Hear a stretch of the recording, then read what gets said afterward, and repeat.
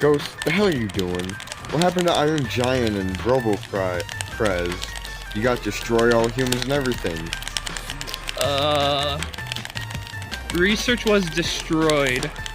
What's next then? How does Misao versus Ellen sound? Two ghost girls who got their powers from a demon and control a building with magic with the goal to get revenge on someone close? Yep. For this match, we should probably mention that, we're, for the sake of the debate, fusing the school and the house together so they can actually fight and have it not be over, in one's favor. So let me see if I'm getting this right. Ellen, the mad witch and body snatcher from the witch's house using the game and manga, is fighting Misao. The killer ghost possessing the school from Misao and the Mad Father games. and it's our job to look at these two powers and strengths. To see who will be put on The Deathless. the Deathless.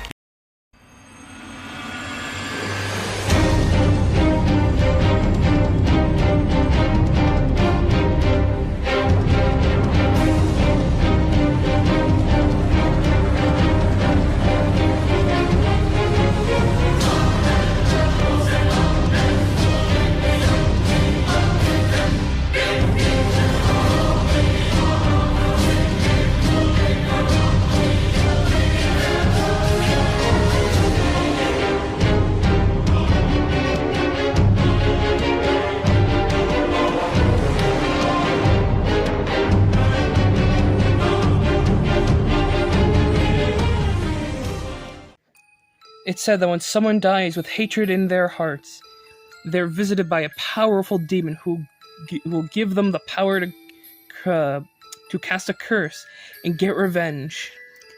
Misao Furukawa is one such person. She was bullied and, other things I don't think I can really say, until she was murdered. Her body was broken up, and before she could die, she encountered the demon, Onigawara. He gave her the power to cast a powerful curse. Days after her death and during a class, the school was hit by a large earthquake that sent the school and, well, everyone inside to the other side. So the friends are demons, huh? The other side is a realm where people like Misao and Onigawara are like gods. In the game you play as Aki and their adventure to try and save their classmates while saving Misao by sacrificing her body parts. Every time Aki got close to saving someone, Misao killed them as a sacrifice until it came down to the last person. Aki had to kill either the non-evil, kind of shitty though student Toma, or totally not Yoshikage Kira as a teacher, Sota. The true ending is killing Sota. A while after escaping the other side, Aki was pulled back to help Misao's soul and help the lost students who were born anew. This is where we learn about Misao and their life of lies, blackmail, and other horrific stuff, until Sota, murdered her.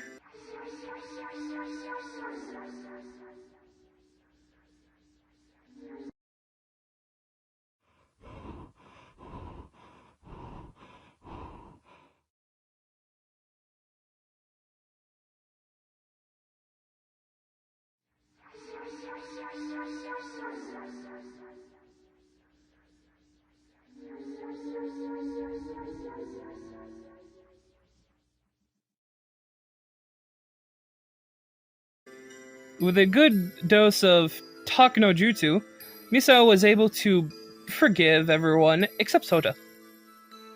Fuck him. Is it time for the boring versus stuff? Yep. 4 powers Misao can create earthquakes, send people to the other side, duplicate herself, create illusions, resurrect the fucking dead, possess people, warp the world around her, create barriers that are invisible. She can use telekinesis, create fire, create portals to the other side as well, show people memories, and hurt ghosts. Wait, some of that footage wasn't from Misao. That's Mad Father. What is this? Well, you see, the demon that gave Misao her powers also appears in Mad Father, and it's fair to say that Misao shares the same powers of the curse that is used in Mad Father. Also, Misao just uses Alfred as a fucking minion, so it's fair to say that they're in the same universe. I see. Well, Misao is able to upscale from Aki, who can destroy stone and easily kill humans. Misao herself can manipulate entire towns. In speed, Misao can move at superhuman speeds. Woohoo! It's go to Aki, who can react to a speeding car. Misao hasn't shown many durability feats. She's able to take hits from Aki, who can break stone, and her strength could scale to her durability. For equipment, she has an entire town to control, cars, poison flowers. Oh fuck. The You're Dead ghost, the closet ghost, this falling ghost, the roof ghost, the locker ghost, the piano ghost, the funky skeleton, the grave ghost, the ball ghost, Hanako, the ghost of the toilet, and the mad father, Alfred Davis, who has a fucking chainsaw. Misao does have some weaknesses. She isn't skilled in using her powers.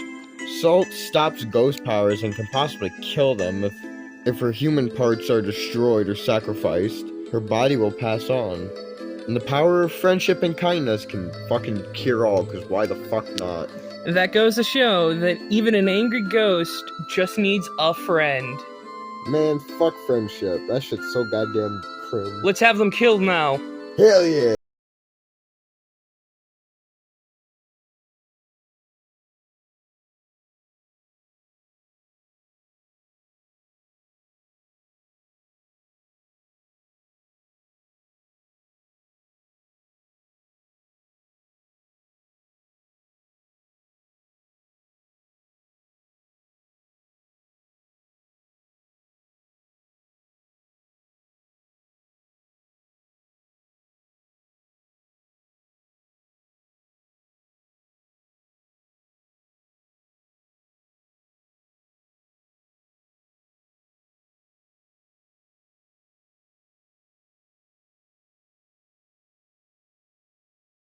Ago, a girl was sick with an incurable disease. This caused her family to drift away and even started to ignore her. One day, as she rested, she saw a black cat dead in the alley. In an act of kindness, she dragged her decaying body out of bed while her parents were out to bury the cat.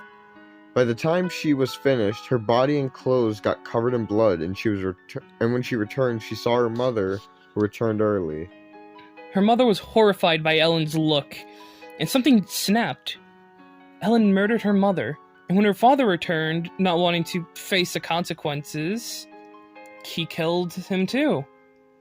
She left the house and set it ablaze to let it burn down. She crawled back into the alleyway she found the cat in, and she saw the cat again. It gave Ellen a deal. If Ellen kills and sacrifices souls for the cat, she'll be cured. This is where the witch's house game comes in. A girl named Viola entered the witch's house. She went through the mansion, solving puzzles, and heading to the top where Viola met the witch. Eyeless, missing her legs, and her tongue removed. The witch chased Viola all through the mansion until she was outside. In the final encounter, Viola was saved by her father shooting Ellen in the head, killing her. But if you actually look at the lore, and you look at the diaries, and you read the fucking books, you actually learn the story of Ellen. In the diaries and the manga, you learn about Ellen convincing people to head into her mansion, and how she made a reputation for herself as the witch.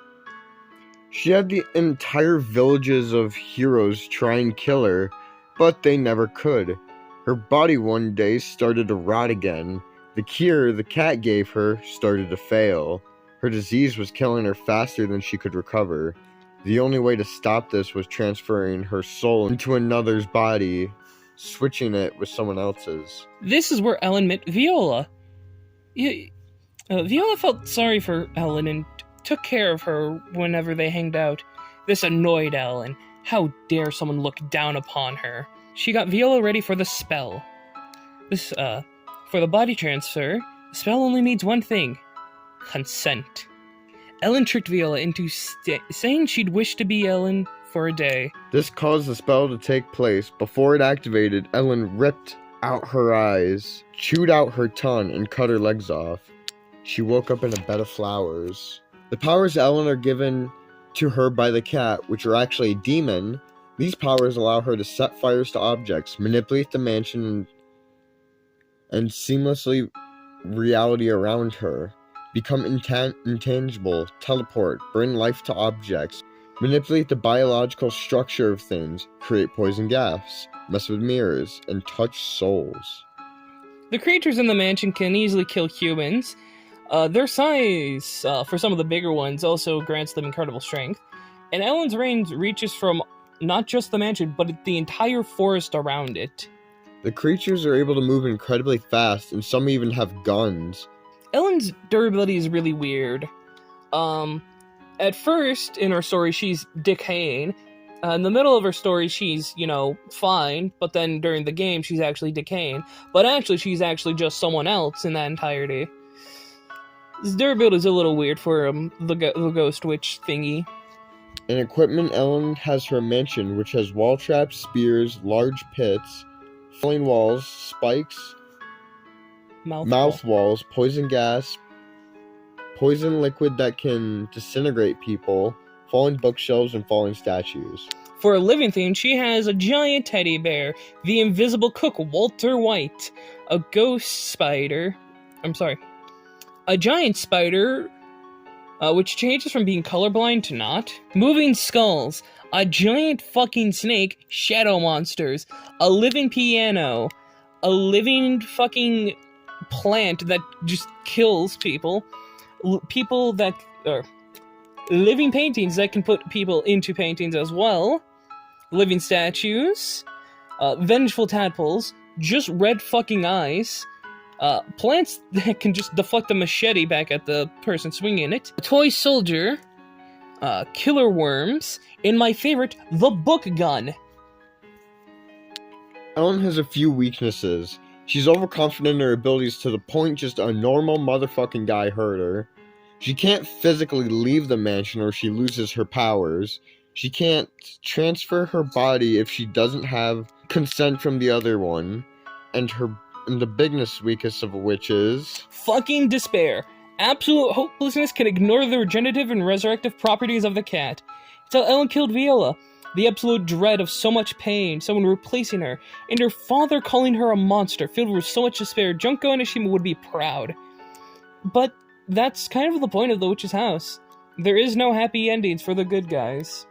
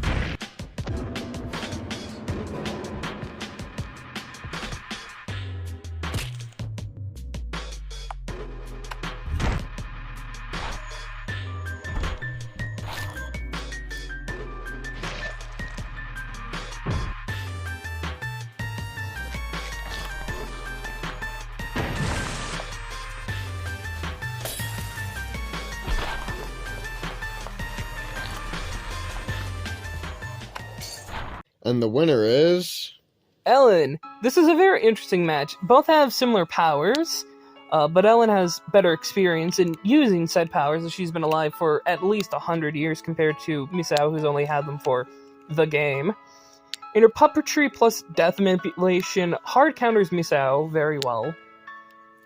comparing strength can control a large amount of land, making them at least town, but also the witch's house takes place in Japan, which has a large amount of forest connecting and shit, so Ellen could be higher in speed.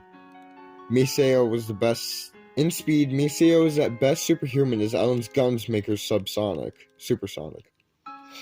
Now let's look at the equipment. Misao controls her school in a town which doesn't compare to Ellen in her mansion. As the mansion seemingly works on its own as its own entity, and it has better tricks that can kill Misao and their army.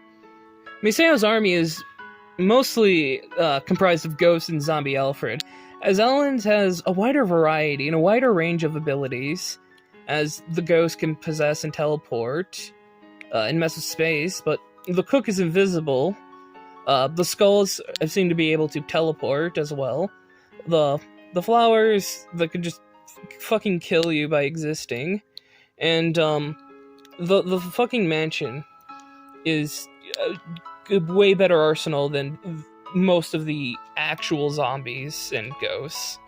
Finally, Ellen can possibly exploit Misao's weakness, friendship, and shit, whatever.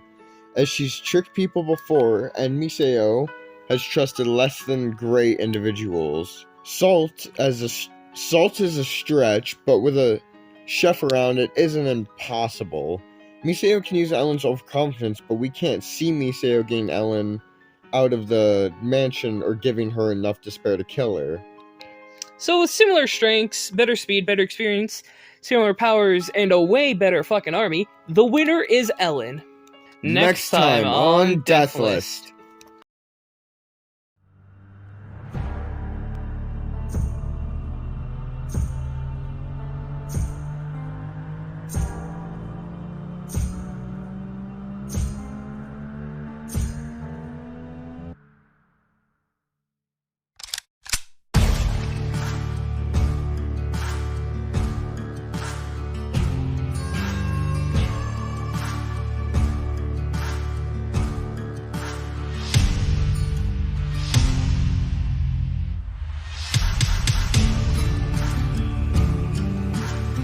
I'll fucking kill you!